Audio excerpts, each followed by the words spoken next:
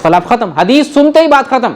ہمارے ہاں اگر ہم کہیں زور سے آمین بولنا چاہیے یا امام کے پیچھے بھی سورہ فاتحہ پڑھنا چاہیے، میں نے یہ بات بتایا، پھر ساتھ ساتھ میں دلیل دے رہا ہوں، دیکھو بخاری میں ہے، مسلم میں ہے، ابو داؤد میں ہے، نسائی میں ہے، ترمذی میں، حدیث گناتے چلا جاؤں، ٹس سے مس نہیں نا۔ ہمارا مولوی کہتا ہے نہیں، ہمارا مولوی کہتا ہے نہیں ماننا چاہیے۔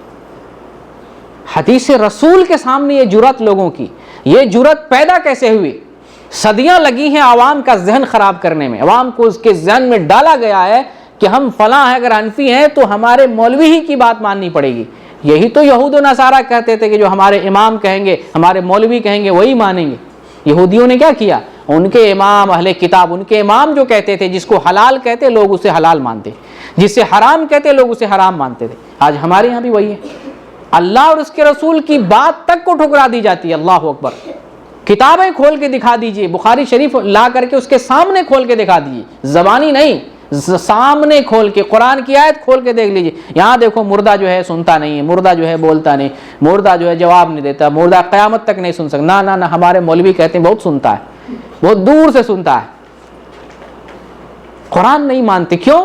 ذہن میں ڈالا گیا ہے، یہاں پیوست کیا گیا ہے، ذہن خراب کیا گیا ہے۔ صحابہ نے دیکھیں کیسے اللہ کے کلام پر عمل کیا اور کیسے اپنے اختلاف کو دور کیا، بلکہ نبی کریم صلی اللہ علیہ وسلم کی وفات کے بعد پھر جو صحابہ کرام کا زمانہ آتا ہے، تو صحابہ کرام کے زمانے میں اگر کوئی آدمی اپنی طرف سے کوئی بات بتانے لگتا تو صحابہ ایک دوسرے کو ٹوکتے کہ میں اللہ کے رسول کی بات بتا رہا ہوں، میں اللہ کی بات بتا رہا ہوں، تم فلاں کی بات کر رہے ہو، تم لوگوں کی بات کر رہے ہو۔ دیکھیں ایک حدیث آتی ہے، عبداللہ بن عباس رضی اللہ تعالیٰ عنہ بیان کرتے ہیں، کسی مسئلے میں لوگ جو ہے ابو بکر اور عمر کی بات کر رہے تھے، تو انہوں نے کہا یوشک ان تنزل علیکم حجارۃ من السماء اقول قال رسول اللہ صلی اللہ علیہ وسلم وتقولون قال ابو بکر وعمر، کہ قریب ہے تمہارے اوپر پتھروں کی بارش ہونے لگے۔ میں تم سے کہتا ہوں کہ اللہ کے رسول نے فرمایا ہے اور تم کہتے ہو کہ ابو بکر اور عمر نے کہا ہے۔ جب ابو بکر اور عمر کی بات دین نہیں ہے، ان کی بات دین میں نہیں چل سکتی ہے، ان کی بات کرنے پر عبداللہ بن عباس رضی اللہ تعالیٰ عنہ کہتے ہیں، وعید سناتے ہیں کہ قریب آسمان سے بارش ہونے لگے پتھروں کی۔ میں اللہ کے رسول کی بات کر رہا ہوں اور تم ابو بکر اور عمر کی بات کر رہے ہو۔ جب ابو بکر عمر کے نام سے فتویٰ نہیں چل سکتا ہے، جب ابو بکر عمر کے نام سے دین نہیں بن سکتا ہے، جب ابو بکر عمر کے نام سے تقلید نہیں ہو سکتی ہے، تو پھر اور کس کی تقلید ہو سکتی ہے؟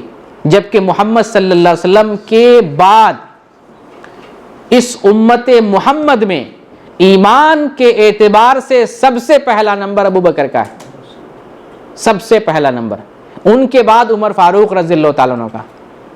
یہ اتفاق ہے، کسی بھی عالم سے پوچھ لیجئے، امت کا اس پر اجماع ہے۔ جب ان کی بات سے تقلید نہیں، ان کے نام سے دین نہیں، ان کے نام سے فتویٰ نہیں چل سکتا ہے، پھر دوسرے کے نام سے کیسے؟